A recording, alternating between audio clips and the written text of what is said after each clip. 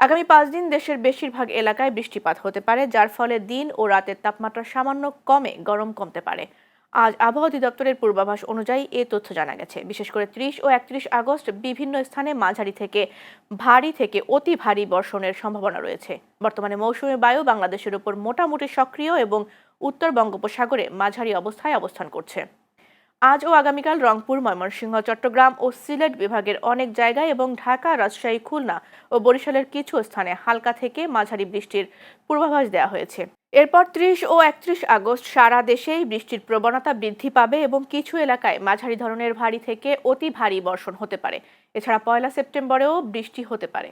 এ সময় তাপমাত্রাও কিছুটা হ্রাস পাওয়ার সম্ভাবনা রয়েছে, ফলে গরমে কিছুটা স্বস্তি মিলতে পারে।